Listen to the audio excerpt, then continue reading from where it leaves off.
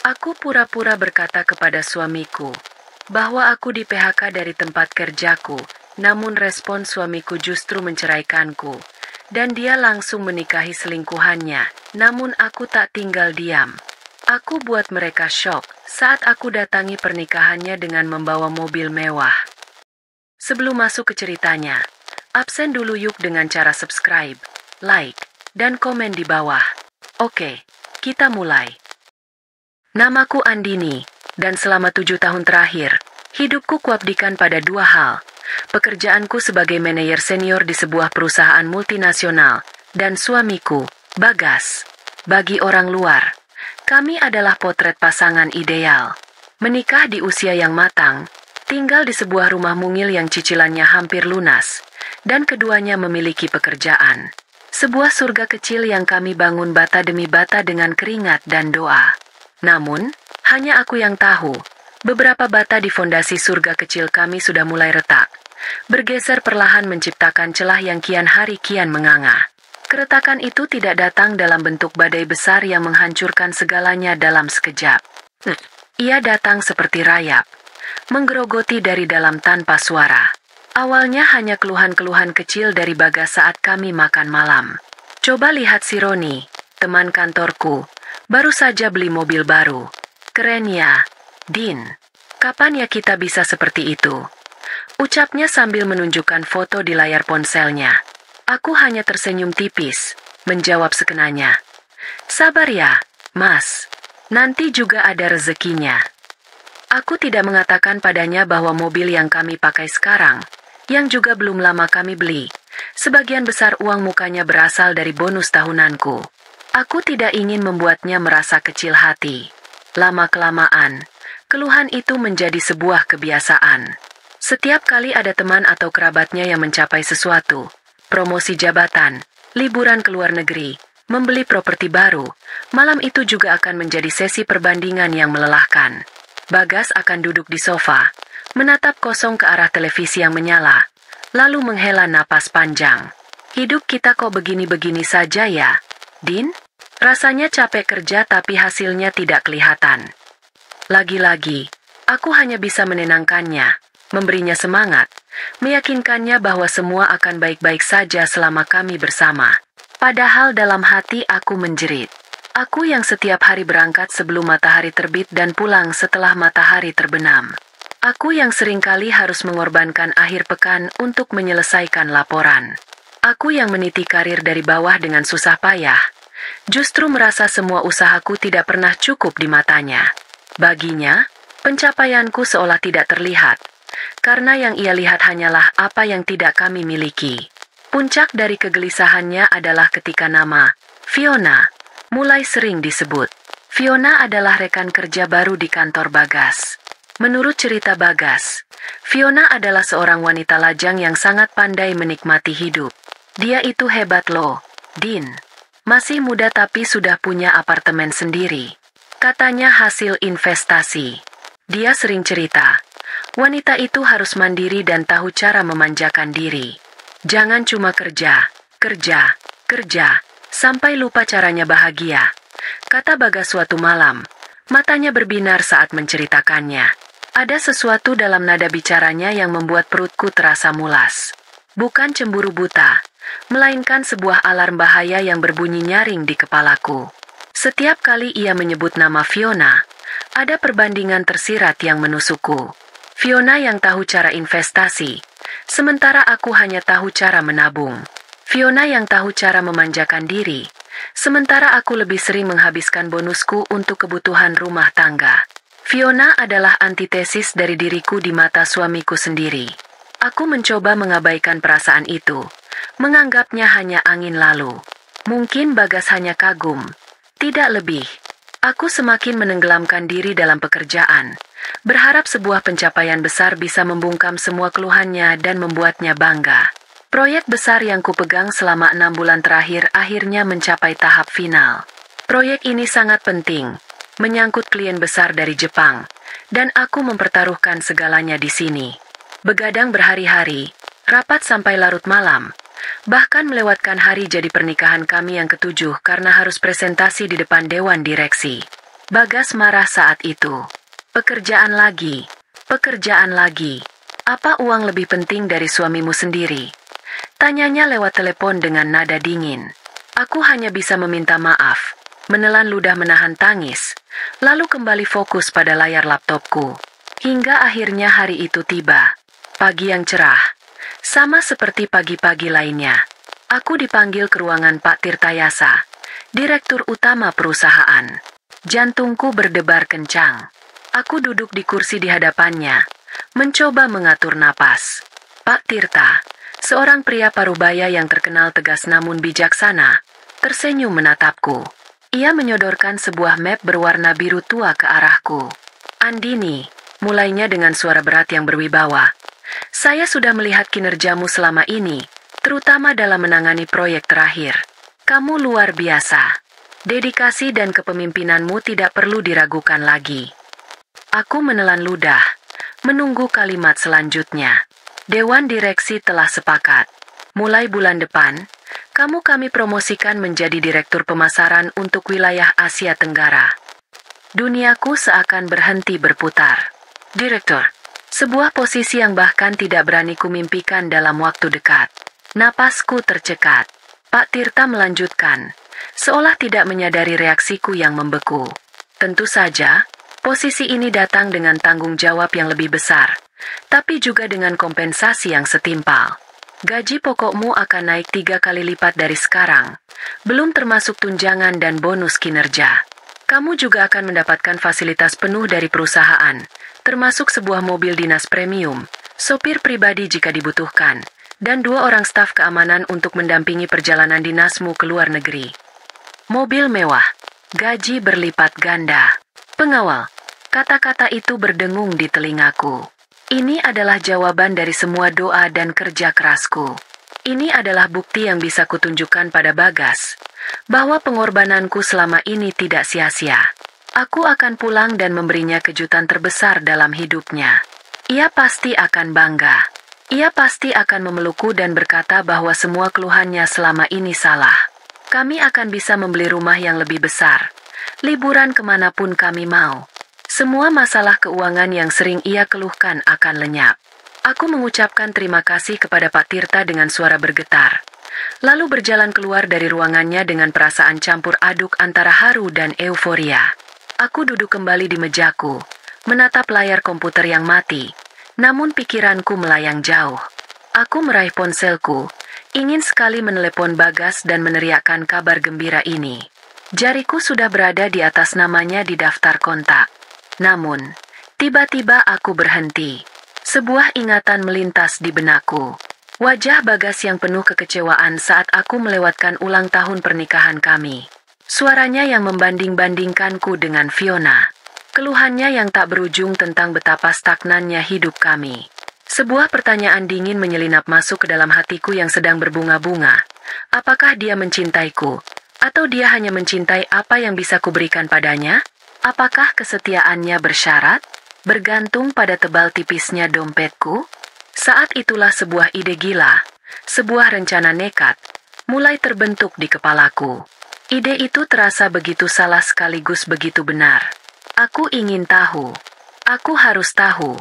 Sebelum aku menyerahkan seluruh duniaku yang baru ini padanya, aku harus tahu di mana sebenarnya aku berdiri di dalam hatinya. Ujian ini mungkin akan menghancurkan hatiku, tapi jika fondasi surga kecil kami memang sudah rapuh, lebih baik aku tahu sekarang daripada nanti saat aku sudah membangun istana di atasnya. Aku menghapus air mata bahagia di pipiku, menggantinya dengan ekspresi yang sudah kusiapkan. Aku menarik napas dalam-dalam. Malam ini, aku tidak akan pulang membawa kabar promosi.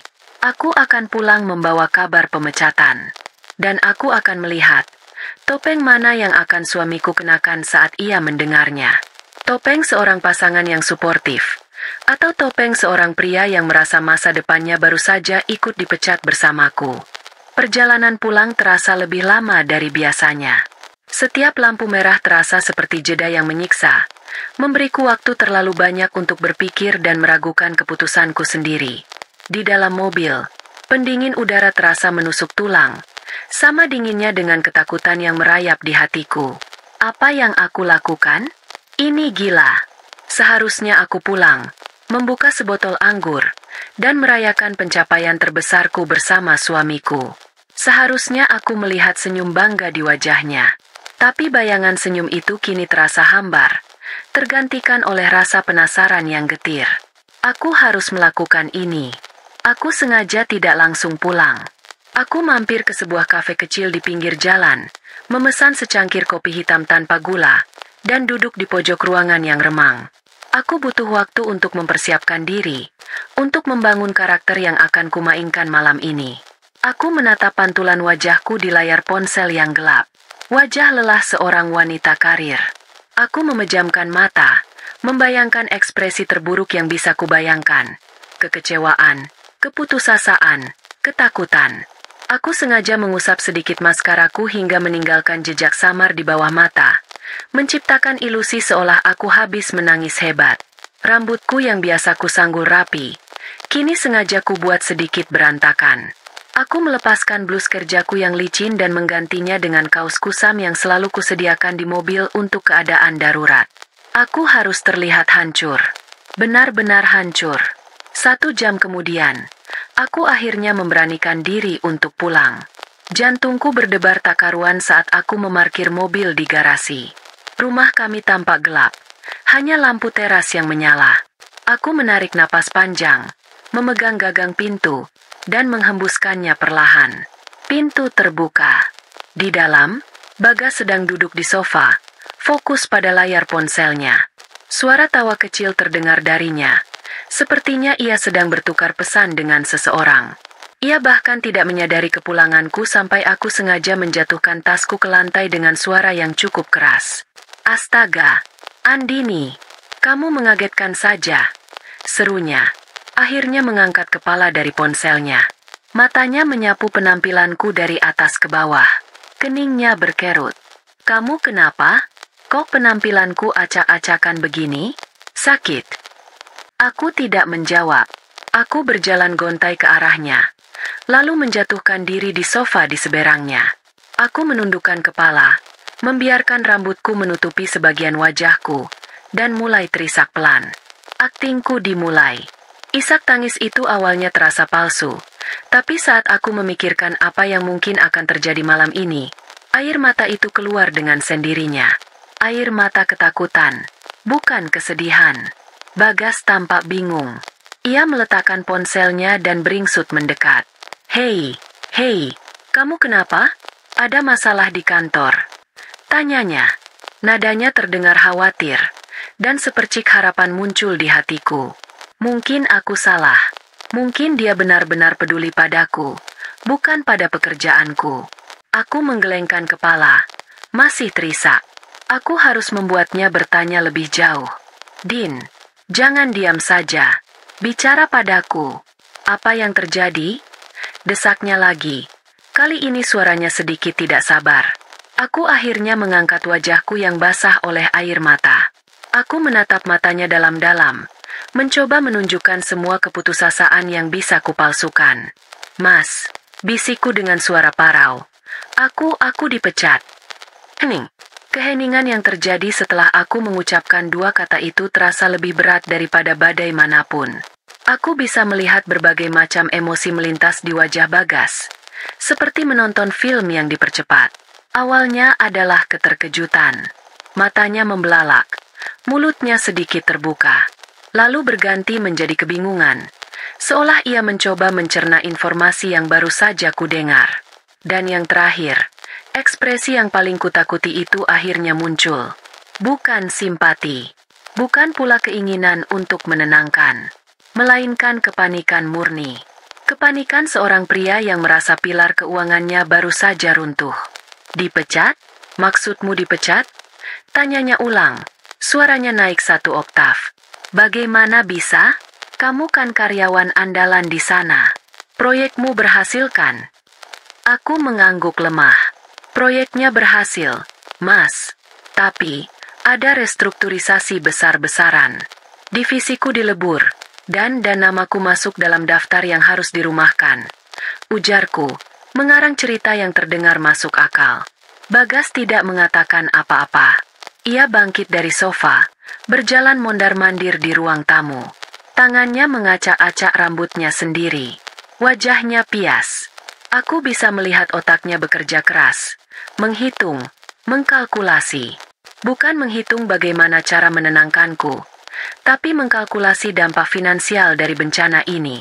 Jadi, kamu sekarang tidak punya pekerjaan? Sama sekali? Tanyanya, lebih seperti sebuah pernyataan horor daripada pertanyaan. Aku mengangguk lagi. Air mataku kembali mengalir. Aku tidak tahu harus bagaimana. Mas, semuanya terjadi begitu cepat. Dan saat itulah bom itu meledak. Reaksi yang kuharapkan tidak akan pernah kulihat. Kini terpampang nyata di depanku. Wajah Bagas mengeras. Kepanikan di matanya berubah menjadi kemarahan yang membara. Ia berhenti mondar-mandir dan menatapku dengan tajam. Bagaimana bisa kamu seceroboh ini, Andini? Bentaknya. Suaranya menggema di ruangan yang sunyi. Pasti ada yang salah.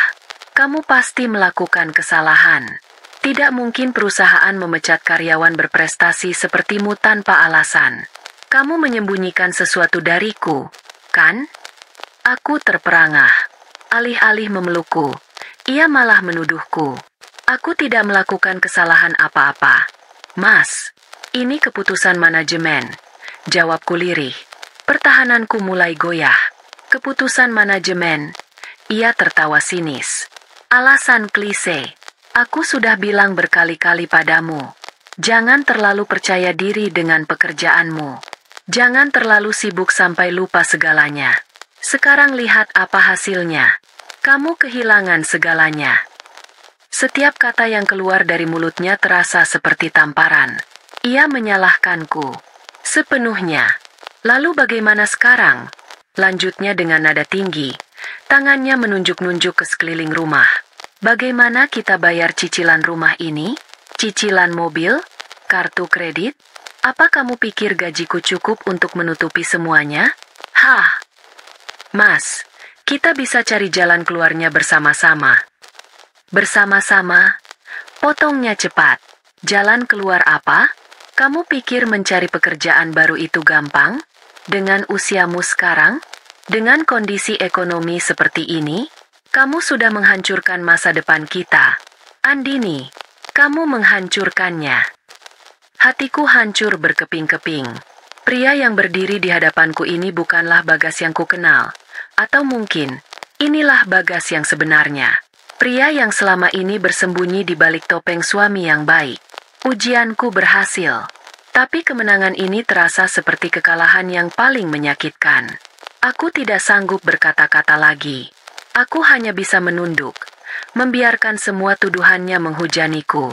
Malam itu, tidak ada pelukan, tidak ada kata-kata penenang. Yang ada hanyalah amarah, kekecewaan, dan keputusasaan. Tapi bukan keputusasaan atas hilangnya pekerjaan, melainkan keputusasaan atas masa depan finansialnya.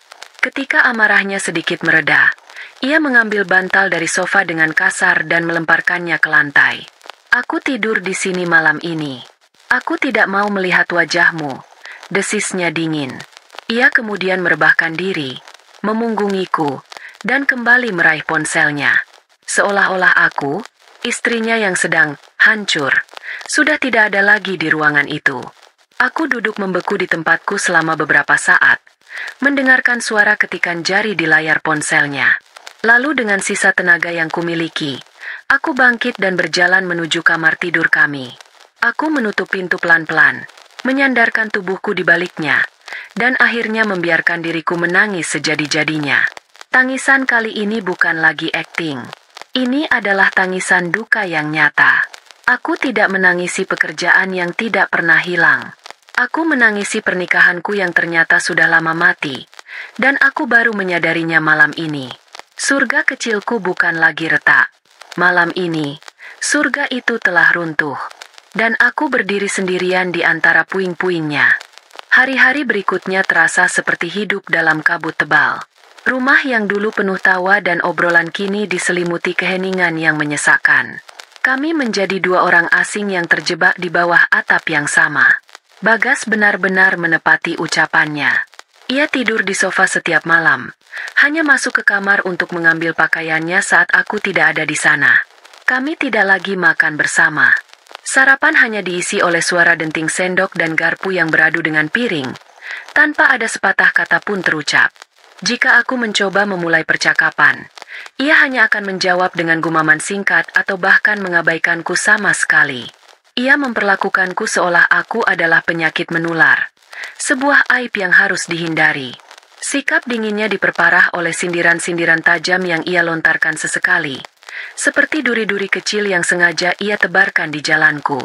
Suatu pagi, saat aku sedang membuat kopi, ia lewat dan berkata tanpa menoleh, "Enak ya sekarang jadi pengangguran, banyak waktu luang."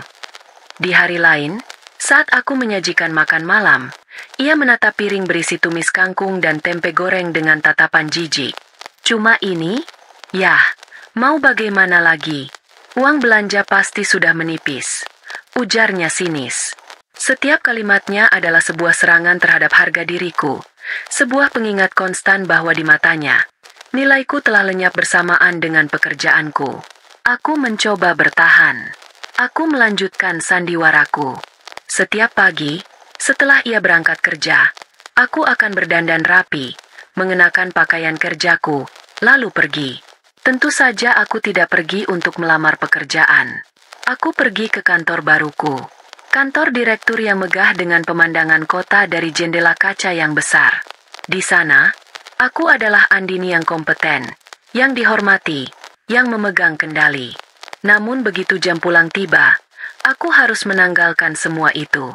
Aku akan kembali mengenakan topeng wanita terpuruk, mengemudikan mobil lamaku yang kuparkir di tempat lain, dan pulang ke rumah yang terasa seperti neraka. Rasanya seperti menjalani dua kehidupan yang saling bertolak belakang, dan itu sangat menguras energiku. Di tengah perang dingin kami, ponsel Bagas menjadi dunianya. Ia tidak pernah melepaskannya dari genggaman.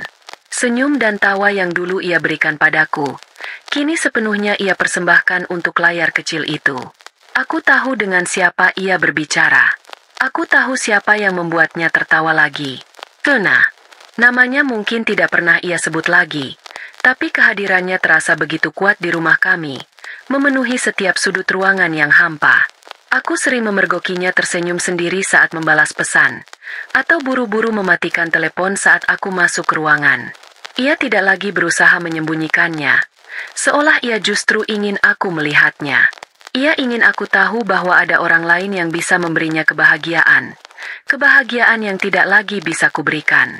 Puncaknya terjadi pada suatu Sabtu malam. Aku sedang duduk di ruang makan, mencoba membaca buku untuk mengalihkan pikiran, ketika aku mendengar suara tawa genit dari ruang tamu. Bukan sekadar tawa kecil, tapi tawa lepas yang diselingi obrolan manja. Aku memberanikan diri untuk mengintip. Di sana, di sofa tempatnya tidur setiap malam, Bagas sedang melakukan panggilan video. Dan di layar ponselnya, terpampang jelas wajah Fiona yang tersenyum penuh kemenangan. Mereka tertawa, saling melempar rayuan, merencanakan akan pergi kemana akhir pekan ini. Bagas sama sekali tidak menyadari kehadiranku, atau mungkin ia sadar tapi tidak peduli. Ia begitu tenggelam dalam dunianya yang baru, dunia di mana aku tidak ada. Melihat pemandangan itu, sesuatu dalam diriku patah. Kesabaran yang selama ini kupupuk, pertahanan yang kubangun, semuanya runtuh. Aku tidak bisa lagi menahan ini. Aku berjalan keluar dari persembunyianku dan berdiri tepat di hadapannya. "Mas," panggilku dengan suara yang bergetar karena amarah dan sakit hati. Bagas terkejut. Ia buru-buru mematikan panggilan video itu. "Andini, sejak kapan kamu di situ?" "Sejak aku mendengar suamiku sendiri merayu wanita lain di rumah kami," jawabku tajam. Air mata mulai menggenang di pelupuk mataku, tapi aku menahannya. Aku tidak akan terlihat lemah di hadapannya lagi. "Siapa dia, Mas?" "Oh, aku tidak perlu bertanya. Fiona, kan?" Bagas terdiam sejenak, lalu wajahnya mengeras. Ia tidak menunjukkan rasa bersalah sedikit pun.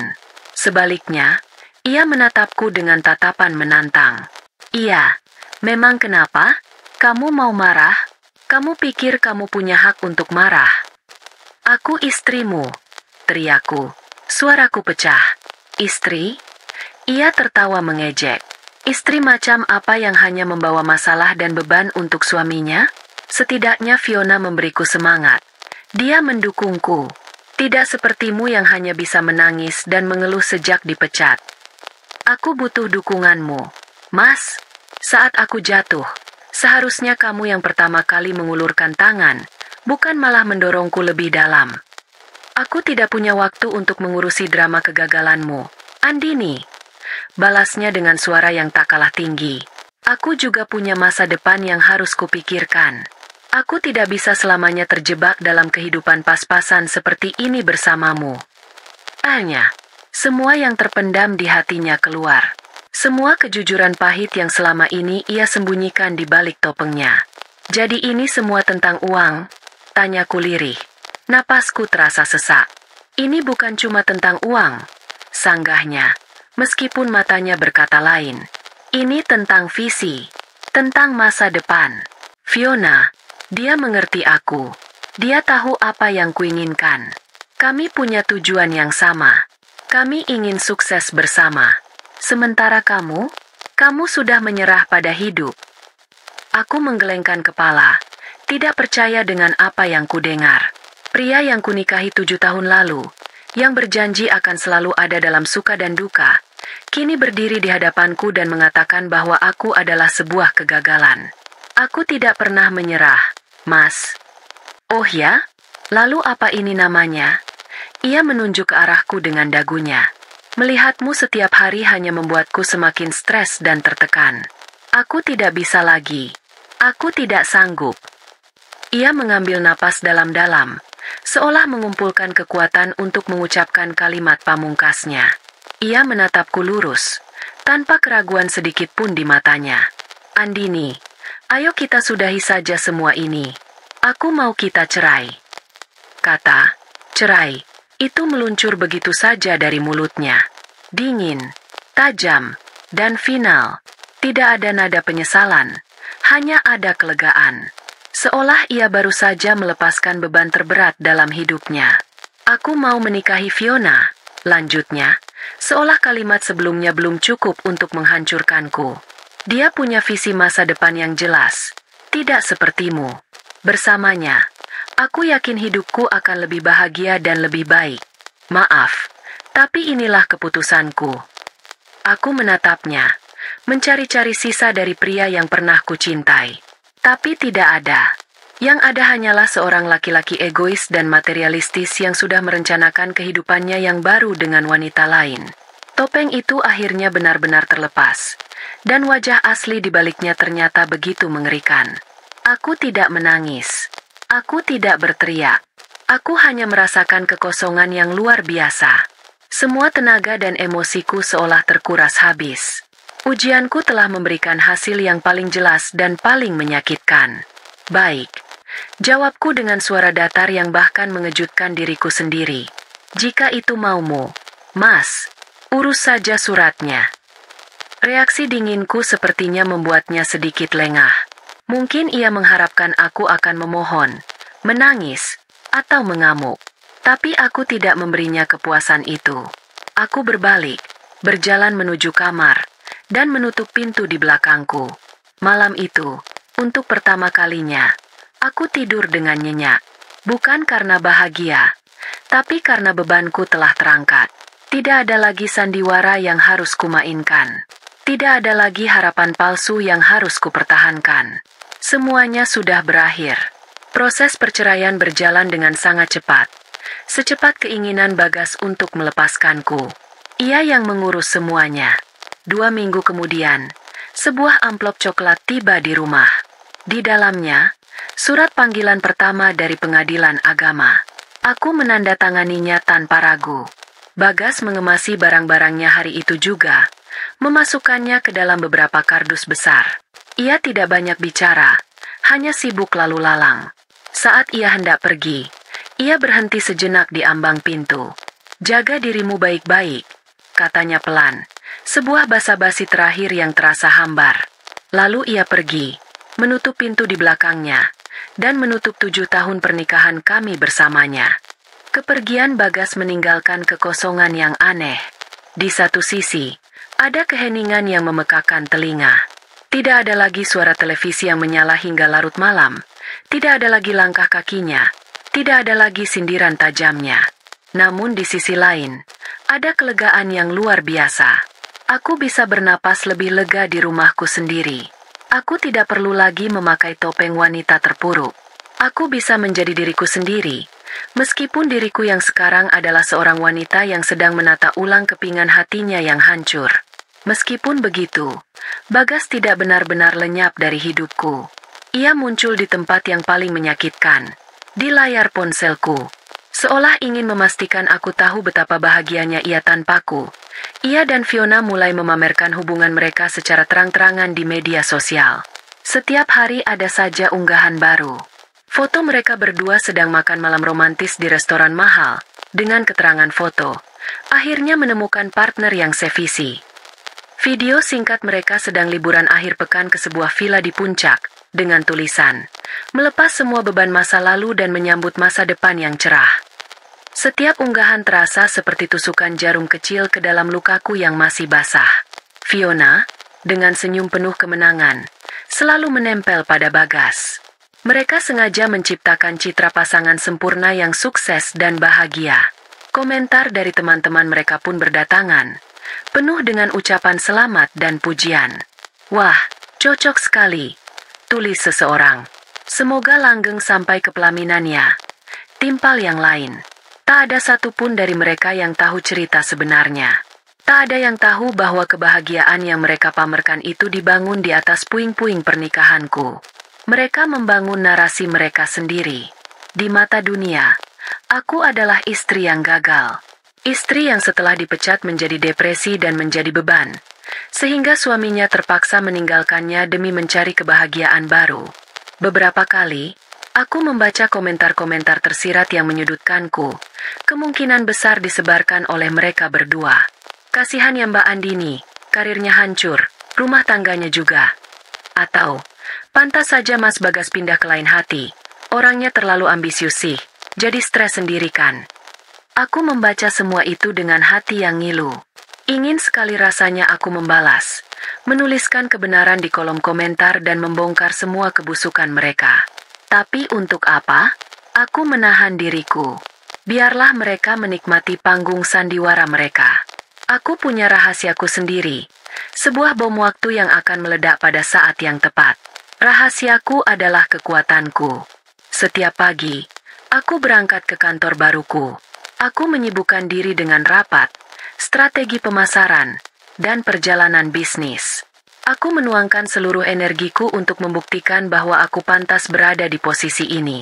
Perlahan tapi pasti, aku mulai menemukan kembali diriku yang sempat hilang.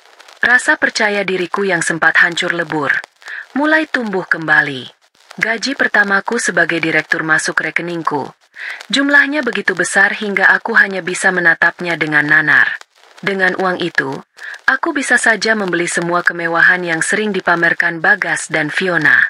Tapi aku memilih untuk tidak melakukannya. Aku menyewa sebuah apartemen servis yang nyaman di pusat kota, lebih dekat dengan kantorku, dan memutuskan untuk menjual rumah kami. Biarlah semua kenangan di sana terkubur bersamanya. Proses penjualan rumah membuatku harus berkomunikasi lagi dengan Bagas. Ia setuju rumah itu dijual dan hasilnya dibagi dua. Tentu saja dengan wajah gembira karena ia akan mendapatkan uang segar untuk memulai hidup barunya. Selama proses itu, ia sama sekali tidak bertanya tentang kabarku. Ia tidak bertanya di mana aku tinggal sekarang, atau bagaimana aku bertahan hidup. Baginya, aku sudah menjadi bagian dari masa lalu yang tidak relevan. Suatu hari, saat aku sedang membereskan barang-barang terakhirku dari rumah itu, aku menemukan sebuah album foto pernikahan kami. Aku duduk di lantai yang berdebu, membuka lembar demi lembar foto itu. Di sana, ada kami berdua, tersenyum bahagia, penuh harapan. Siapa sangka pria yang memelukku dengan begitu erat di foto itu adalah pria yang sama yang telah membuangku begitu saja karena ujian materi yang bahkan tidak nyata. Air mataku menetes, bukan karena merindukannya, tapi karena berduka atas ilusi cinta yang telah kubangun selama 7 tahun. Di tengah kesendirian dan proses penyembuhan itu, media sosial mereka terus menjadi duri dalam daging. Puncaknya adalah ketika Fiona mengunggah foto tangannya yang mengenakan cincin berlian, melingkar di jari manisnya. Bagas berada di sampingnya, tersenyum bangga. Keterangan fotonya singkat saja. Dia melamarku, menuju babak baru yang lebih indah. Unggahan itu mendapatkan ratusan suka dan komentar. Mereka bahkan sudah mengumumkan tanggal pernikahan mereka. Hanya 3 bulan setelah perceraian kami resmi. Secepat itu, seolah 7 tahun kebersamaanku dengannya tidak berarti apa-apa. Melihat pengumuman itu, aku tidak merasakan sakit yang menusuk seperti sebelumnya. Sebaliknya, aku merasakan sesuatu yang lain. Sebuah ketenangan yang dingin. Aku menutup aplikasi media sosial, berjalan ke balkon apartemenku, dan menatap gemerlap lampu kota Jakarta di malam hari. Mereka sedang membangun ilusi masa depan bahagia mereka. Biarlah, aku juga sedang membangun masa depan bahagiaku. Bedanya, masa depanku nyata, dibangun dari kerja keras, ketahanan, dan harga diri, bukan dari kebohongan dan pengkhianatan. Aku membiarkan mereka merencanakan pesta termegah mereka, karena aku tahu, aku juga akan datang ke pesta itu. Bukan sebagai mantan istri yang merana, tapi sebagai pengingat hidup atas apa yang telah mereka buang. Aku akan datang untuk menutup buku lama ini dengan tanganku sendiri, dengan cara yang paling elegan dan tak akan pernah mereka lupakan. Secara resmi, perceraianku dengan Bagas diketok palu oleh hakim 3 minggu setelah ia pergi. Tidak ada drama di ruang sidang. Kami berdua hanya menunduk, mengikuti prosedur seperti 2 robot. Saat hakim menyatakan kami bukan lagi suami istri, aku tidak merasakan apa-apa selain kelegaan yang hampa. Bagian tersulit sudah kulewati di rumah, bukan di sini. Saat kami berjalan keluar, ia berjalan lebih dulu, seolah tak sabar untuk memulai hidup barunya. Aku membiarkannya pergi. Aku bahkan tidak menoleh ke belakang. Keesokan harinya, aku berjalan menyusuri koridor di lantai 28 dengan langkah yang berbeda. Lebih tegap, lebih pasti. Aku berhenti di depan sebuah pintu kayu jati yang kokoh.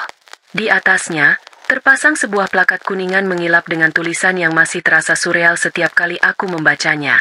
Andini Setiawati, Director of Marketing, Southeast Asia. Ini bukan lagi mimpi. Ini adalah duniaku yang baru. Istana yang kubangun dalam sunyi di tengah badai kehidupanku. Saat aku membuka pintu, aroma kopi segar dan wangi pembersih ruangan yang lembut menyambutku. Ruanganku luas, 3 kali lebih besar dari gabungan kubikelku dan beberapa rekan kerjaku dulu. Di satu sisi, dinding kaca dari lantai ke langit-langit menyajikan pemandangan gedung-gedung pencakar langit Jakarta yang tak ada habisnya. Di sisi lain, sebuah rak buku besar terisi penuh dengan literatur bisnis dan pemasaran. Meja kerjaku besar dan kosong, hanya ada sebuah laptop seri terbaru, telepon, dan sebuah bingkai foto digital yang masih gelap. Asisten pribadiku, seorang gadis muda bernama Rina yang sangat cekatan, menyapaku dengan senyum. Selamat pagi, Bu Andini. Jadwal Ibu untuk hari ini sudah saya kirimkan ke email. Rapat dengan tim regional Singapura akan dimulai jam 10. Terima kasih, Rina. Jawabku, mencoba membiasakan diri dengan panggilan, Ibu. Aku duduk di kursi kulitku yang empuk, memutar tubuhku menghadap jendela. Dari ketinggian ini, mobil-mobil di bawah sana terlihat seperti mainan. Orang-orang tampak kecil dan tidak berarti. Aku merasa jauh dari segalanya, termasuk dari masa laluku. Disinilah aku menghabiskan sebagian besar waktuku selama proses perceraian. Aku menenggelamkan diriku dalam pekerjaan, mempelajari seluk-beluk pasar di Thailand, Vietnam, dan Filipina. Aku memimpin rapat-rapat penting, membuat keputusan-keputusan strategis yang berdampak pada ratusan karyawan. Di dalam ruangan ini, aku bukanlah Andini yang dicampakkan. Aku adalah Direktur Andini Setiawati. Dan perlahan, persona itu mulai terasa lebih nyata daripada sosok istri yang gagal. Salah satu fasilitas yang paling mengubah hidupku adalah gaji yang menyertainya. Saat slip gaji pertamaku masuk melalui email, aku membukanya dengan tangan sedikit gemetar. Deretan angka 0 di belakangnya membuatku harus membacanya berulang kali. Jumlah itu lebih dari cukup untuk membiayai cicilan rumah dan mobil kami dulu selama setahun penuh. Aku tidak merasakan euforia liar. Yang kurasakan adalah sebuah ketenangan yang dalam. Perasaan aman. Untuk pertama kalinya dalam hidupku, aku sadar bahwa aku tidak membutuhkan siapapun untuk menopangku. Kakiku sendiri lebih dari cukup kuat untuk berdiri. Uang itu tidak kugunakan untuk berfoya-foya. Hal pertama yang kulakukan adalah melunasi sisa hutang kartu kredit atas nama kami berdua. Lalu aku menelepon ibuku di kampung, memintanya berhenti bekerja di toko kelontongnya, dan mentransfer sejumlah uang yang cukup untuk biaya hidupnya selama beberapa tahun ke depan. Beliau menangis di telepon, mengira aku mendapatkan undian.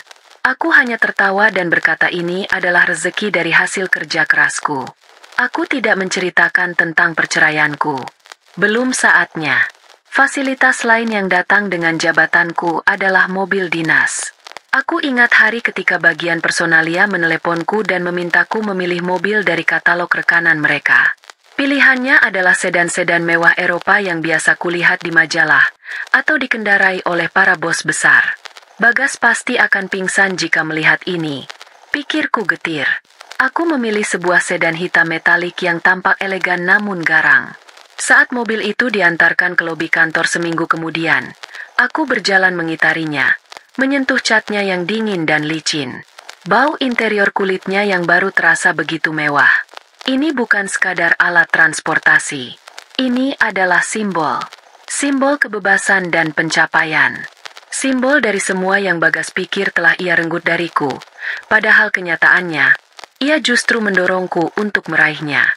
Dengan sumber daya yang baru ini, aku mulai membangun kembali diriku, dari luar dan dalam. Aku melihat pantulan diriku di cermin besar di apartemenku. Wajah kuyu, kantung mata, dan bahu yang selalu membungkuk. Itu adalah citra wanita yang ditinggalkan. Aku tidak mau lagi melihatnya. Aku membuat janji di salon paling mahal di kota. Aku memotong rambut panjangku menjadi model bob sebahu yang lebih tegas dan modern. Aku melakukan perawatan wajah, manikur, pedikur, semua hal yang dulu kuanggap pemborosan. Lemari pakaianku juga kurombak total. Semua baju lamaku, terutama yang dibeli bersama Bagas, kumasukkan ke dalam kantong-kantong besar untuk disumbangkan. Aku menyewa seorang penata gaya pribadi untuk membantuku memilih pakaian baru. Bukan lagi blus bunga-bunga atau celana kain yang membosankan. Kini lemariku diisi dengan blazer berpotongan tajam, gaun kerja yang elegan, sepatu hak tinggi dari desainer ternama, dan tas tangan kulit yang menunjang penampilanku sebagai seorang eksekutif. Setiap pagi, saat aku berpakaian, aku merasa seperti sedang mengenakan baju zirah. Setiap helai pakaian adalah lapisan perlindungan yang membuatku merasa lebih kuat dan lebih percaya diri. Aku juga mulai berolahraga. Aku mendaftar di sebuah pusat kebugaran eksklusif di dekat apartemenku. Setiap pagi sebelum bekerja, aku akan lari di atas treadmill atau mengikuti kelas yoga. Keringat yang bercucuran seolah membersihkan semua sisa racun emosional dalam diriku. Tubuhku menjadi lebih kencang, napasku lebih teratur, dan pikiranku jauh lebih jernih. Rasa sakit karena pengkhianatan itu masih ada. Sesekali muncul di malam-malam yang sunyi. Tapi kini ia tidak lagi melumpuhkanku. Rasa sakit itu telah bertransformasi menjadi bahan bakar. Bahan bakar yang mendorongku untuk berlari lebih kencang, mengangkat beban lebih berat, dan bekerja lebih cerdas. Selama proses transformasi ini, aku menjaga semuanya tetap rahasia. Aku membuat profil media sosial baru yang sangat pribadi, hanya untuk teman-teman terdekat yang kupercaya. Di mata Bagas, Fiona, dan dunia mereka, aku masih Andini yang malang, mantan istri yang dipecat dan hidupnya berantakan. Biarlah mereka percaya pada ilusi itu. Aku menikmati kesunyian ini. Aku menikmati proses membangun istanaku bata demi bata tanpa ada yang melihat. Semakin tinggi istanaku terbangun, semakin kecil mereka terlihat dari jendelaku. Aku tidak lagi merasa marah. Aku hanya merasa kasihan. Mereka mengejar fata morgana kebahagiaan yang dibangun dari materi dan pamer, sementara aku menemukan kebahagiaan sejati dalam diriku sendiri, dalam ketenangan, dan dalam kemandirianku. Aku sudah menang, bahkan sebelum pertarungan terakhir dimulai. Suatu Selasa sore yang sibuk, saat aku sedang meninjau laporan penjualan kuartalan, Rina masuk ke ruanganku dengan ekspresi sedikit bingung. Di tangannya ada sebuah amplop tebal berwarna krem dengan hiasan pita emas. Amplop itu terlihat sangat kontras di antara tumpukan dokumen-dokumen korporat di mejanya. "Permisi, Bu," katanya ragu. "Ada kiriman ini untuk Ibu. Dari kurir.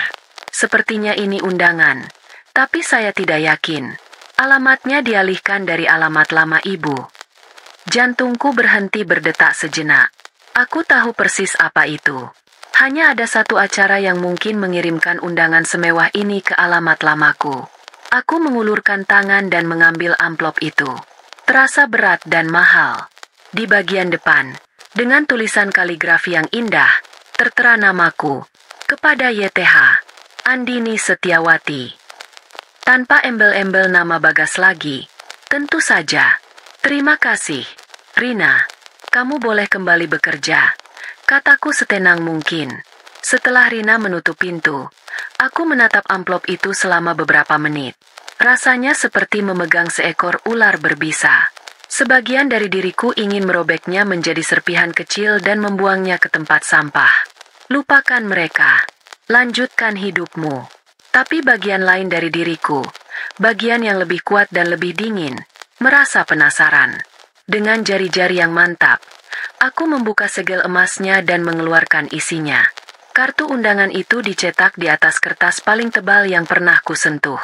Foto prewedding mereka terpampang besar, menampilkan Bagas yang tersenyum lebar dalam setelan jas mahal dan Fiona yang bergelayut manja di lengannya, memamerkan cincin berliannya. Mereka tampak begitu sempurna, begitu bahagia. Di bawah foto itu, tertulis nama mereka, Bagaskara Fiona Anindita. Dan di baliknya, detail acara. Resepsi pernikahan akan diadakan Sabtu malam, 3 minggu dari sekarang, di ballroom sebuah hotel bintang 5 paling mewah di jantung kota. Aku membacanya tanpa ekspresi. Tidak ada air mata. Tidak ada rasa sesak di dada.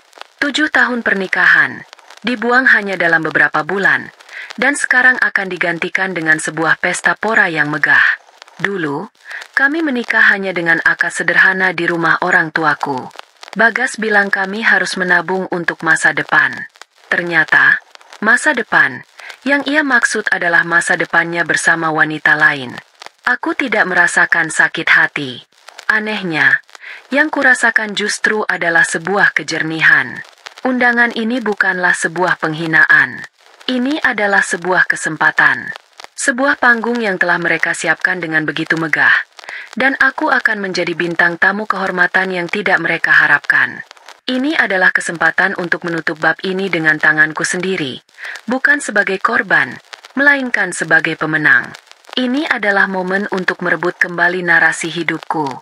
Sebuah senyum tipis. Senyum pertama yang tulus terkait mereka. Terukir di bibirku. Aku tidak akan merobek undangan ini. Aku akan datang. Rencana itu mulai terbentuk di kepalaku, bukan didorong oleh amarah atau keinginan balas dendam yang membabi buta, melainkan oleh sebuah logika yang dingin dan strategis, seperti saat aku merancang sebuah kampanye pemasaran. Aku membuka laptopku, bukan untuk bekerja, tapi untuk mulai melakukan riset. Langkah pertama, gaun. Pakaianku bukan sekadar kain. Itu akan menjadi pernyataanku. Aku tidak akan memakai gaun pesta biasa yang bisa kubeli di mall. Aku mencari butik-butik desainer ternama di Jakarta. Pilihanku jatuh pada seorang perancang busana yang karyanya terkenal elegan, modern, dan memancarkan aura kekuatan. Aku membuat janji temu di hari yang sama. Di butik itu, aku disambut seperti seorang ratu. Aku menjelaskan apa yang kuinginkan. Sebuah gaun yang tak terlupakan, berwarna kuat, mungkin merah marun atau biru royal, yang memancarkan kepercayaan diri namun tetap berkelas. Aku tidak mau terlihat seperti wanita yang mencoba merebut kembali suaminya. Aku mau terlihat seperti wanita yang bersyukur telah kehilangannya. Setelah mencoba beberapa pilihan, kami menemukannya. Sebuah gaun malam berwarna zamrud gelap, dengan potongan sederhana namun tegas yang memeluk tubuhku dengan sempurna. Kainnya yang berkilauan memantulkan cahaya dengan cara yang magis. Saat aku melihat diriku di cermin, aku nyaris tidak mengenali wanita yang balas menatapku. Langkah kedua, kendaraan. Mobil sedan hitamku sudah cukup mewah, tapi kedatanganku harus lebih dari itu. Aku harus tiba seolah-olah aku adalah seorang pejabat penting. Aku tidak akan menyetir sendiri. Aku akan diantar. Aku akan duduk di kursi belakang, seperti seorang ratu. Aku bisa saja menyewa sopir, tapi aku punya ide yang lebih baik. Langkah ketiga, dan ini yang paling penting, pengawal. Inilah elemen kejutan yang akan menyempurnakan segalanya. Sebagai direktur regional, perusahaanku menyediakan fasilitas keamanan eksekutif untuk perjalanan dinas atau acara-acara penting. Aku belum pernah menggunakannya, tapi aku tahu aku punya hak akses ke layanan itu. Aku membuka kontak perusahaan penyedia jasa keamanan yang menjadi rekanan kantorku. Dengan suara yang tenang dan profesional, aku menelepon mereka. Selamat sore, nama saya Andini Setiawati. Saya ingin memesan 2 orang agen proteksi eksekutif untuk sebuah acara pribadi pada tanggal. Operator di seberang telepon tidak bertanya macam-macam, hanya mencatat detailnya. Baik, Bu Andini. 2 agen akan siap di lokasi penjemputan 1 jam sebelum acara. Mereka akan mengenakan setelan jas formal dan akan mendampingi Ibu selama acara berlangsung. Apakah ada instruksi khusus? Tidak ada, jawabku. Cukup pastikan penampilan mereka profesional. Tugas mereka hanya mengawalku dari mobil ke dalam gedung acara dan sebaliknya. Sederhana saja. Baik, Bu. Sudah kami catat. Setelah telepon ditutup, aku bersandar di kursiku dan tertawa kecil. Rasanya begitu mendebarkan. Aku sedang merancang sebuah pertunjukan teater, sebuah opera sabun versiku sendiri, di mana aku adalah sutradara sekaligus pemeran utamanya. Semua properti sudah siap. Gaun kemenangan, kereta kencana modern, dan 2 ksatria berbaju zirah hitam. Aku mengambil kartu undangan pernikahan itu dari mejaku. Aku menatap foto Bagas dan Fiona yang tersenyum tanpa dosa. Nikmatilah persiapan pesta kalian, bisikku pada foto itu. Karena aku juga sedang menikmati persiapanku. 3 minggu berlalu seperti dalam mimpi. Di kantor, aku adalah seorang direktur yang tegas dan efisien, memimpin timku melewati tenggat waktu yang ketat dan presentasi klien yang menegangkan. Tidak ada seorang pun yang bisa menebak bahwa di luar jam kerja, aku sedang merencanakan manuver paling pribadi dalam hidupku. Rencanaku tersimpan rapi di dalam kepala. Setiap detailnya sudah kupikirkan matang-matang. Hari Jumat, sehari sebelum pernikahan itu, aku mengambil cuti. Aku mendedikasikan hari itu sepenuhnya untuk diriku. Pagiku dimulai bukan dengan kepanikan, melainkan dengan ketenangan. Aku pergi ke sebuah spa mewah yang tersembunyi di sudut kota yang tenang. Selama 3 jam, aku membiarkan diriku dimanjakan. Pijatan aromaterapi yang melemaskan setiap ototku yang tegang, lulur yang membuat kulitku terasa baru, dan berendam di air hangat bertabur bunga yang seolah menghanyutkan semua sisa-sisa energi negatif dari masa laluku. Saat aku berbaring di sana dengan mata terpejam, aku tidak memikirkan Bagas atau Fiona. Aku memikirkan diriku sendiri, tentang sejauh mana aku telah melangkah, dan betapa aku pantas mendapatkan kedamaian ini. Sore harinya, aku pergi ke butik desainer untuk pengambilan terakhir gaun kemenanganku. Gaun itu tergantung anggun di dalam sebuah sarung pelindung. Tampak seperti sebuah karya seni. Saat aku mengenakannya di ruang pas, kain zamrud yang berat dan dingin itu terasa begitu pas di tubuhku. Potongannya sederhana namun memancarkan kekuatan. Aku menatap pantulanku di cermin 3 sisi. Wanita di cermin itu bukan lagi Andini yang dulu, yang selalu berusaha menyenangkan semua orang dan meredupkan sinarnya sendiri agar tidak membuat pasangannya merasa terintimidasi. Wanita di cermin ini berdiri tegak, matanya jernih dan tatapannya tajam. Gaun ini bukan sekadar pakaian. Ini adalah kulit keduaku, kulit dari versi diriku yang telah lahir kembali dari api pengkhianatan. Sempurna, Bu Andini, puji sang desainer. Gaun ini seolah diciptakan untuk ibu. Aku tersenyum. Terima kasih. Saya sangat puas. Aku membawa pulang gaun itu dengan perasaan puas. Malam itu, aku tidak melakukan apa-apa. Aku hanya memesan makanan, menyalakan musik klasik yang menenangkan, dan duduk di balkon apartemenku. Dari tasku, aku mengeluarkan kunci mobilku. Bukan kunci mobil lamaku yang sekarang entah ada di mana, melainkan kunci mobil baruku yang berat dan berlogo bintang 3. Sebuah ide melintas di kepalaku. Aku butuh melakukan satu perjalanan terakhir, sebuah ziarah perpisahan. Aku turun ke basement, menuju tempat sedan hitamku terparkir dengan gagah. Aku mengusap kap mesinnya yang dingin sebelum masuk ke dalam. Bau kulit baru yang mewah langsung menyergapku. Aku menyalakan mesinnya. Suaranya bukan deru yang kasar, melainkan geraman halus yang penuh tenaga, seperti seekor macan kumbang yang siap menerkam. Aku mengemudikan mobil itu keluar dari gedung apartemenku, menyusuri jalanan Jakarta di malam hari. Tujuan pertamaku adalah sebuah kedai kopi kecil di daerah Tebet, tempat kencan pertama kami. Aku tidak turun. Aku hanya memarkir mobilku di seberang jalan, menatap lampu neonnya yang temaram. Aku ingat betapa gugupnya aku saat itu, dan betapa menawannya Bagas dengan segala lelucon dan janjinya. Dia berjanji akan membuatku bahagia. Mungkin saat itu dia bersungguh-sungguh. Tapi manusia berubah. Atau mungkin, topeng mereka akhirnya lelah untuk terus terpasang.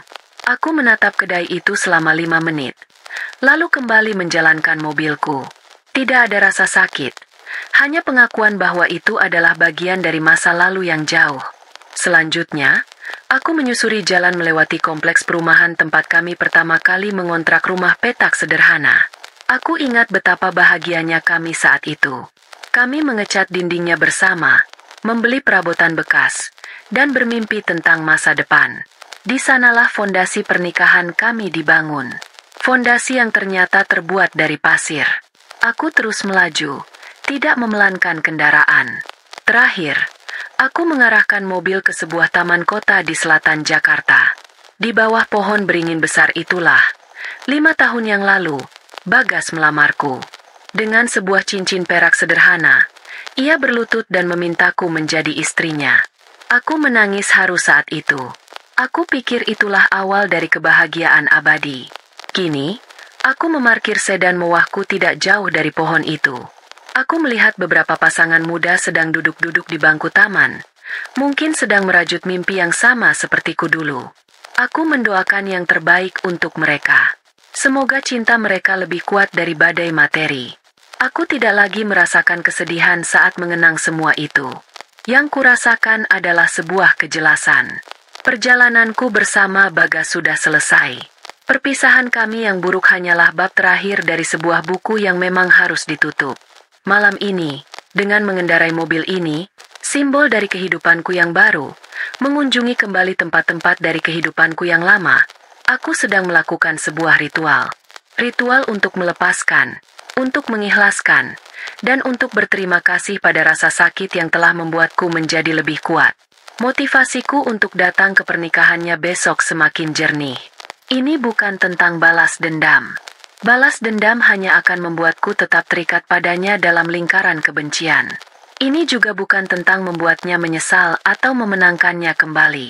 Dia sudah menjadi milik masa lalu. Ini adalah tentang diriku. Ini adalah acaraku. Ini adalah upacara kelulusanku dari Universitas Patah Hati.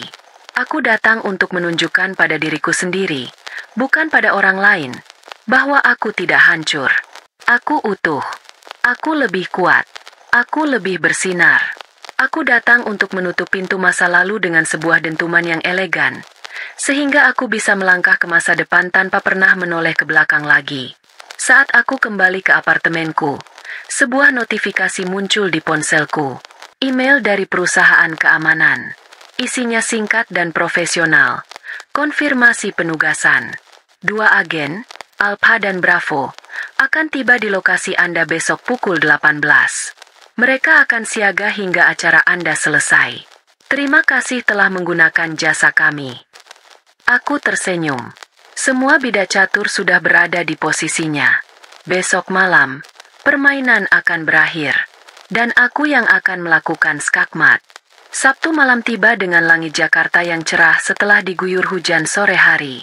Udara terasa sejuk, sempurna untuk sebuah perayaan. Di dalam apartemenku, suasananya tenang dan terkendali. Pukul 5 sore, seorang penata rias dan rambut profesional yang sudah kupesan jauh-jauh hari datang. Selama 2 jam berikutnya, aku duduk diam di depan cermin sementara mereka bekerja dengan ahli. Wajah lelahku dipoles hingga tampak segar dan bersinar. Rambutku ditata dalam sanggul modern yang elegan, memperlihatkan leher jenjangku. Saat riasan dan rambutku selesai, aku berdiri dan berjalan menuju kamarku. Gaun zamrud itu tergantung, menungguku. Dengan bantuan sang penata rias, aku mengenakannya. Kainnya yang dingin terasa pas di tubuhku. Aku berdiri di depan cermin panjang, menatap pantulanku. Wanita yang balas menatapku tanpa asing, namun juga terasa sangat benar. Kuat, tenang, dan berbahaya. Aku memakai sepasang anting berlian sederhana, satu-satunya perhiasan yang kubeli dengan gaji pertamaku sebagai direktur. Terakhir, aku menyemprotkan parfum baru dengan aroma melati dan kayu aras, wangi yang meninggalkan jejak misterius. Persiapanku selesai. Aku bukan lagi Andini. Aku adalah Phoenix yang bangkit dari abu. Tepat pukul 6 sore, interkom berbunyi. Rina, asistenku yang sengaja kuminta datang untuk membantu, menjawabnya. Bu, mereka sudah tiba di lobi. Suruh mereka naik, jawabku tenang. Beberapa menit kemudian, bel pintu berbunyi. Rina membukakan pintu. 2 orang pria tinggi tegap berdiri di ambang pintu. Keduanya mengenakan setelan jas hitam yang pas di badan, kemeja putih bersih, dasi hitam, dan kacamata hitam meskipun hari sudah malam. Mereka tampak persis seperti agen rahasia di film-film. Profesional dan mengintimidasi. Selamat malam, Bu Andini. Saya Alpha, dan ini rekan saya Bravo. Kami siap melayani Anda, kata salah satu dari mereka dengan suara berat dan datar. Selamat malam. Terima kasih sudah datang tepat waktu. Jawabku, kita akan berangkat setengah jam lagi. Mereka mengangguk serempak, lalu berdiri mengapit pintu, diam dan waspada. Kehadiran mereka langsung mengubah atmosfer apartemenku. Ada aura kekuasaan yang tak terucapkan. Rina menatapku dengan mata terbelalak, penuh kekaguman dan kebingungan. Aku hanya memberinya senyum kecil. Sementara aku bersiap, mari kita pindah sejenak ke lokasi acara. Di ballroom hotel bintang 5 yang megah itu, pesta pernikahan Bagas dan Fiona sedang berlangsung meriah. Dekorasi bunga lili putih dan mawar merah muda memenuhi setiap sudut ruangan. Sebuah kue pengantin 7 tingkat berdiri menjulang di tengah ruangan. Di sampingnya ada air mancur coklat yang menggiurkan. Ratusan tamu undangan, yang terdiri dari kolega, teman, dan keluarga, membaur menikmati hidangan mewah dan alunan musik dari sebuah band ternama.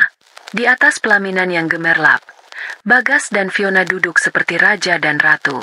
Bagas, dalam setelan tuxedo rancangan desainer, tak henti-hentinya tersenyum, menyalami tamu-tamu penting dengan dada membusung. Ia merasa berada di puncak dunia. Ia telah berhasil. Ia menikahi wanita muda yang cantik dari keluarga terpandang, dan sebentar lagi akan mendapatkan bagian dari hasil penjualan rumah lamanya. Masa depannya tampak begitu cerah. Fiona, dalam gaun pengantin putihnya yang bervolume, tampak seperti putri dongeng. Senyumnya manis, namun matanya sibuk mengawasi, memastikan semua mata tertuju padanya. Ia telah memenangkan hadiahnya. Di antara kerumunan tamu, bisik-bisik terdengar. Beberapa teman lama yang juga mengenalku membicarakan ketidakhadiranku. Andini nggak diundang kali, ya? Kata seorang wanita. Nggak mungkin. Lah, paling nggak berani datang. Malu mungkin. Kasihan banget ya dia. Dengar-dengar hidupnya sekarang susah setelah dipecat. Sahut temannya.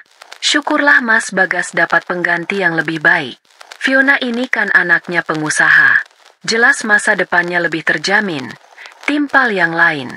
Narasi tentang diriku sebagai wanita malang yang gagal telah berhasil mereka sebarkan. Bagi semua orang di sana, pernikahan ini adalah sebuah akhir yang bahagia bagi Bagas, sebuah pembebasan dari masa lalunya yang suram. Mereka tidak tahu bahwa masa lalu itu sedang dalam perjalanan menuju ke sini, bukan untuk mengemis, tapi untuk menagih kebenaran. Bagas dan Fiona turun dari pelaminan untuk menyapa para tamu. Mereka tertawa, mengangkat gelas sampahnya mereka, dan berpose untuk puluhan kamera ponsel. Selamat ya, Gas. Akhirnya kamu menemukan belahan jiwa yang sesungguhnya. Seru seorang temannya sambil menepuk punggungnya. Terima kasih, bro. Iya, inilah takdirku yang sebenarnya. Jawab Bagas dengan bangga, mengeratkan pelukannya di pinggang Fiona. Ia merasa semua keputusannya benar. Meninggalkan Andini adalah hal terbaik yang pernah ia lakukan. Saat itulah, suasana di pintu masuk utama ballroom mulai sedikit berubah. Beberapa tamu yang berdiri di dekat pintu mulai berbisik-bisik dan menoleh ke arah lobi. Para panitia penerima tamu tampak sedikit tegang. Musik masih bermain, tapi perhatian orang-orang mulai teralihkan. Ada semacam energi baru yang masuk ke dalam ruangan. Sebuah getaran yang membuat orang penasaran. Di luar, di lobi utama hotel, sedan hitamku telah berhenti tepat di depan karpet merah. Seorang petugas valet yang hendak membukakan pintu tertegun sejenak ketika agen Alpha turun lebih dulu dari kursi depan, diikuti oleh agen Bravo dari pintu belakang sisi lainnya. Mereka bergerak serempak, memindai keadaan sekitar dengan tatapan tajam, sebelum salah satu dari mereka akhirnya membukakan pintu untukku. Pesta di atas puing-puing hatiku akan segera menemui bintang utamanya. Musik yang tadinya mengalun megah di dalam ballroom hotel terdengar samar saat pintu tebal sedan hitam itu kututup di belakangku. Di dalam mobil, hanya ada keheningan dan deru halus mesin. Agen Alpha duduk di kursi depan, sementara Bravo berdiri di luar, menunggu isyarat dariku. Aku mengambil satu napas dalam-dalam, menenangkan debaran jantungku yang mulai berpacu. Ini saatnya. Aku mengangguk pada Bravo. Ia mengerti. Ia berjalan tegap ke depan, sementara Alpha turun dari mobil dan membuka pintu untukku. Momen ini terasa berjalan dalam gerakan lambat, seolah dunia memberiku waktu untuk menyerap setiap detiknya. Hal pertama yang menyentuh karpet merah di lobi hotel adalah ujung sepatu hak tinggiku yang berwarna perak.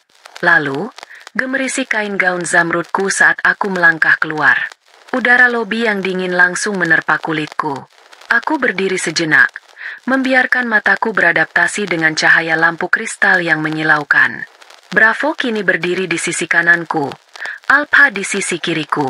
Mereka tidak berjalan terlalu dekat, menjaga jarak profesional, namun kehadiran mereka menciptakan sebuah aura tak terlihat di sekelilingku. Sebuah perisai kekuasaan. Beberapa tamu yang sedang merokok di area lobi adalah yang pertama kali menyadariku. Percakapan mereka terhenti.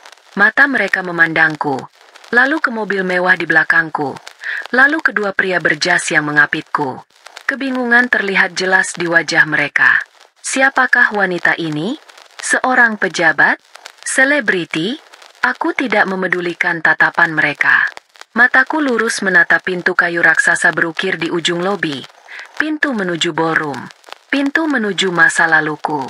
Dengan satu isyarat anggukan kepala dariku, kami mulai berjalan. Langkahku terukur dan tenang. Suara ketukan hak sepatuku di lantai marmer yang mengilap menjadi satu-satunya musik pengiring. Setiap langkah adalah sebuah pernyataan. Aku tidak lagi berlari dari masa laluku. Aku berjalan gagah untuk menghadapinya. Saat kami semakin dekat, dua orang panitia penerima tamu yang berdiri di depan pintu tampak panik. Mereka saling berpandangan, tidak tahu harus berbuat apa. Aku tidak ada di daftar tamu VIP mereka, tapi penampilanku membuat mereka ragu untuk menghentikanku. Salah satu dari mereka memberanikan diri. Maaf, Bu, boleh kami lihat undangannya? Tanyanya tergagap. Sebelum aku sempat menjawab, agen Alpha maju selangkah. Ia tidak berkata apa-apa. Ia hanya menatap tajam ke arah panitia itu dari balik kacamata hitamnya. Itu sudah cukup. Panitia itu mundur ketakutan dan dengan tangan gemetar, mereka membukakan pintu ballroom untukku. Saat pintu itu terbuka, Gelombang suara langsung menerpaku. Musik yang keras, tawa orang-orang, denting gelas. Namun semua itu seolah meredup saat aku melangkah melewati ambang pintu. Perhatian para tamu yang berdiri di dekat pintu langsung tersedot ke arahku. Bisikan-bisikan mulai terdengar, menyebar dari satu meja ke meja lain seperti api. Musik masih bermain, tapi tidak ada lagi yang peduli. Ratusan pasang mata kini tertuju padaku. Sang penyusup yang datang dengan cara paling dramatis. Siapa itu? Artis, ya. Tunggu, itu. Wajahnya kok familiar? Mirip mantannya Bagas, kan? Tidak mungkin. Andini kan? Aku terus berjalan lurus, menyusuri karpet merah yang tergelar di tengah ruangan, menuju satu-satunya tujuanku, pelaminan. Kerumunan tamu seolah terbelah dua, memberiku jalan. Ponsel-ponsel terangkat, blitz kamera mulai menyala. Tapi kini bukan untuk mengabadikan pengantin. Mereka mengabadikan kedatanganku. Aku bisa merasakan tatapan mereka, campuran dari rasa kaget, kagum, dan bingung. Aku mengangkat daguku lebih tinggi. Biarkan mereka melihat. Biarkan mereka menjadi saksi. Di atas pelaminan, Bagas dan Fiona sedang tertawa menerima ucapan selamat dari seorang tamu.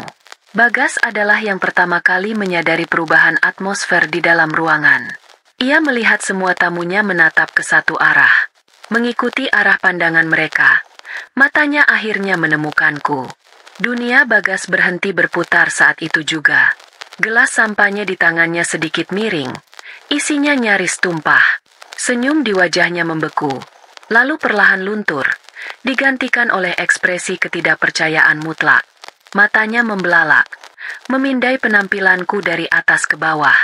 Gaun zamrud yang mahal, riasan dan tatanan rambut profesional, perhiasan berlian yang berkilau, dan dua pengawal berbadan tegap yang mengikutiku seperti bayangan. Otaknya berusaha keras menghubungkan titik-titik, tapi gambaran yang terbentuk begitu absurd hingga ia tidak bisa menerimanya. Ini tidak mungkin Andini. Andini yang ia kenal adalah wanita sederhana yang terpuruk. Andini yang ia buang adalah wanita yang kehilangan segalanya. Wanita yang berjalan ke arahnya ini adalah orang asing yang memiliki wajah istrinya. Di sampingnya, Fiona yang awalnya masih tersenyum bingung, mulai menyadari ada yang tidak beres. Ia melihat ekspresi syok di wajah suami barunya dan mengikuti arah pandangannya. Matanya menyipit saat melihatku. Awalnya adalah amarah. Siapa wanita ini yang berani-beraninya mencuri perhatian di hari pernikahannya? Lalu, saat ia mengenali wajahku, amarahnya berubah menjadi kebingungan, yang dengan cepat disusul oleh rasa iri yang pekat saat melihat penampilanku secara keseluruhan. Aku berhenti tepat di kaki pelaminan. Musik sudah benar-benar berhenti.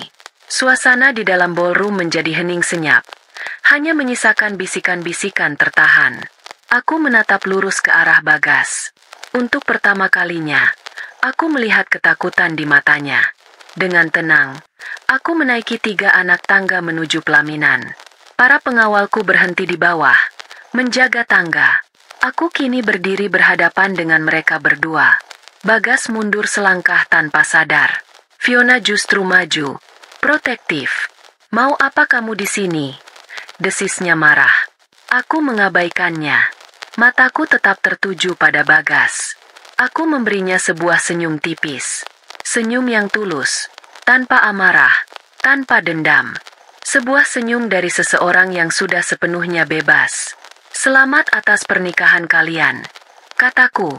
Suaraku terdengar jernih dan stabil, diperkuat oleh mikrofon kecil yang terpasang di kerah baju pembawa acara yang tergeletak di meja. Semua orang di ballroom bisa mendengarku dengan jelas. Aku melanjutkan. Kata-kataku kupilih dengan hati-hati. Aku datang bukan untuk mengganggu. Aku hanya ingin mengucapkan terima kasih secara langsung. Kening Bagas berkerut. "Terima kasih? Untuk apa?" Suaranya terdengar serak. "Terima kasih, Bagas." Ulangku, menekankan setiap kata. "Terima kasih karena kamu telah menunjukkan siapa dirimu yang sebenarnya saat aku berpura-pura jatuh.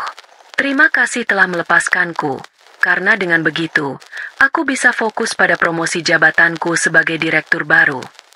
Direktur baru. Dua kata itu menggema di dalam keheningan ballroom.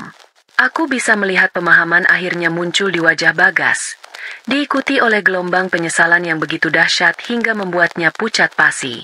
Ia akhirnya mengerti. Semuanya, mobil, pakaian, pengawal, itu semua bukan pinjaman. Itu semua adalah milikku.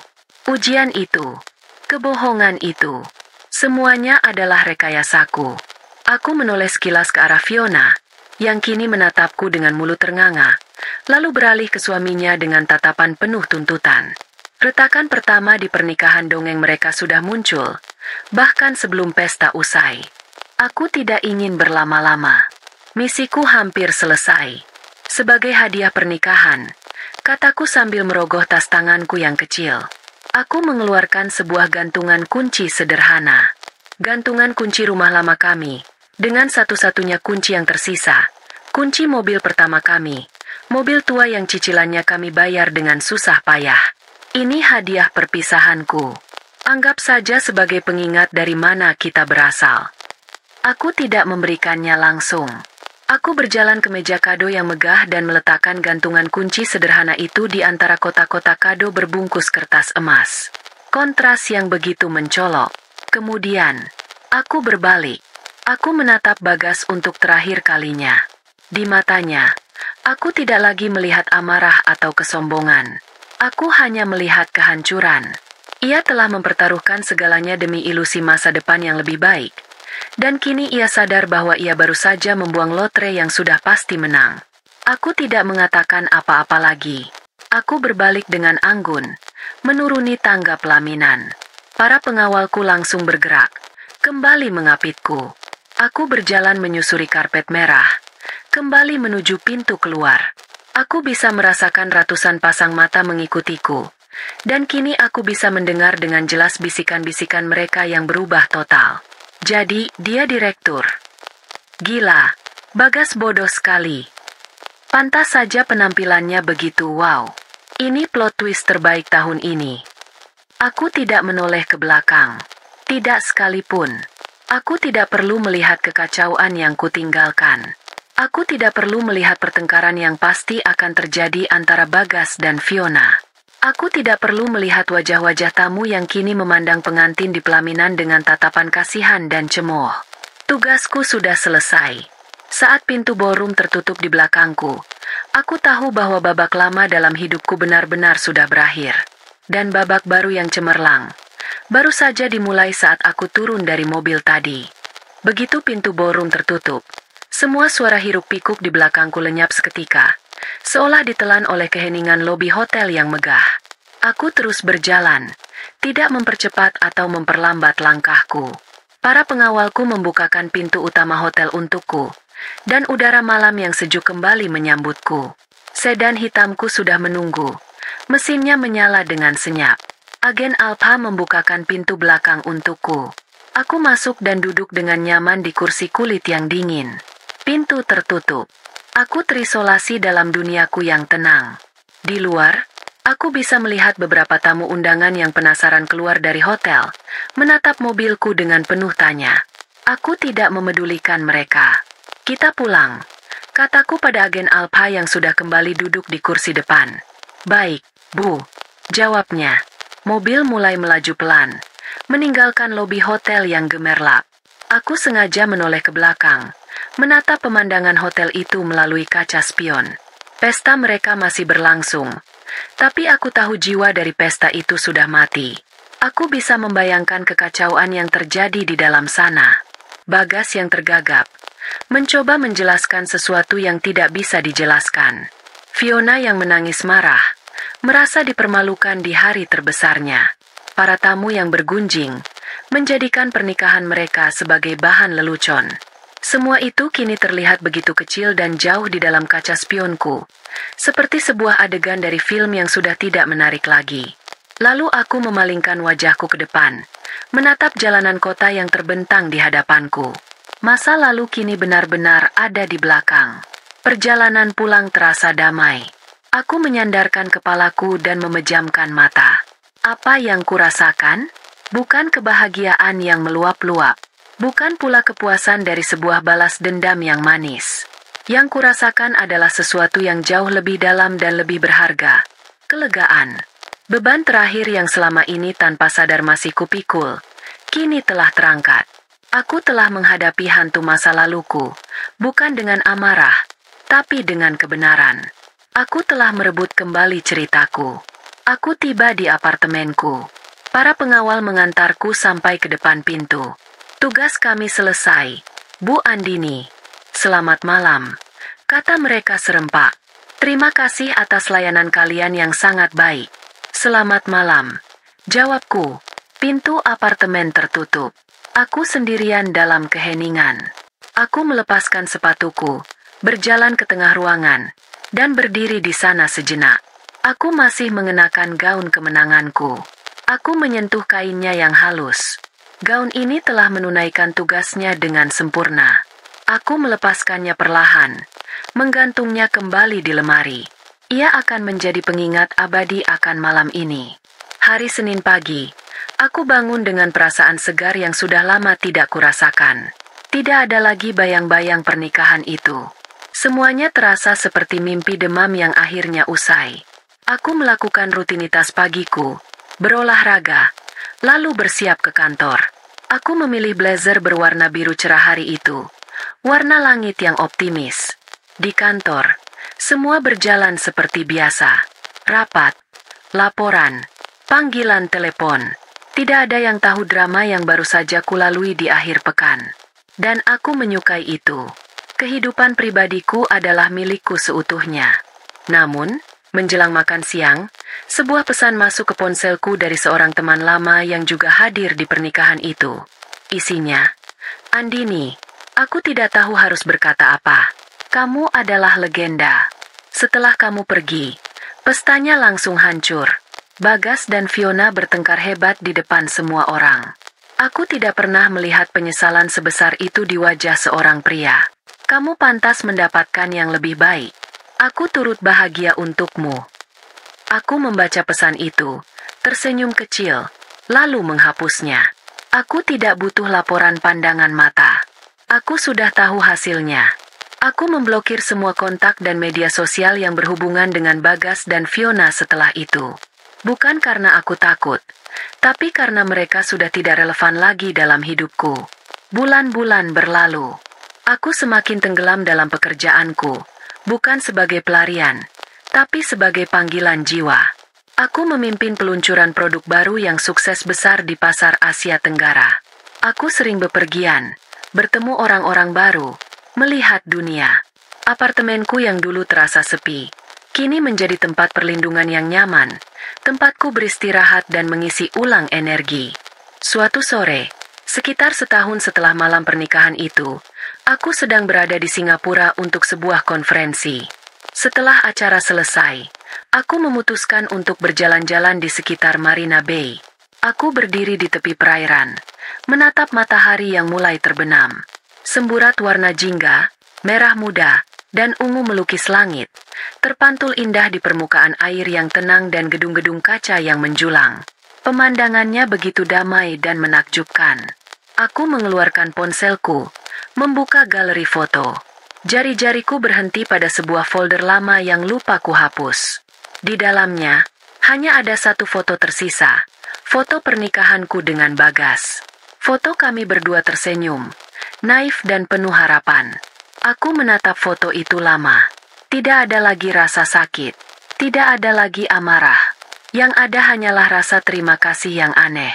Terima kasih atas pelajaran berharga tentang cinta, kehilangan, dan yang terpenting, tentang nilai diri sendiri.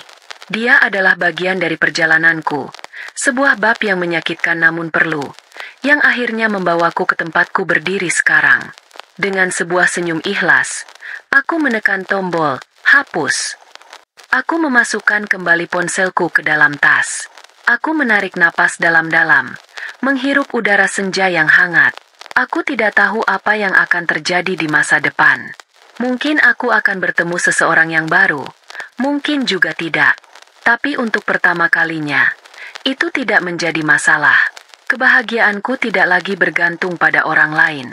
Aku telah membangun istanaku sendiri, bukan dalam kesunyian, tapi dalam terang benderang harga diriku. Dan dari istana ini, pemandangan masa depan terlihat begitu luas dan tanpa batas. Pesta itu telah berakhir, tapi hidupku, pestaku yang sesungguhnya, baru saja dimulai. Aku membalikan badan, meninggalkan matahari senja di belakangku, seperti sebuah pemandangan indah di kaca spion, dan berjalan mantap menyongsong malam yang gemerlap di hadapanku.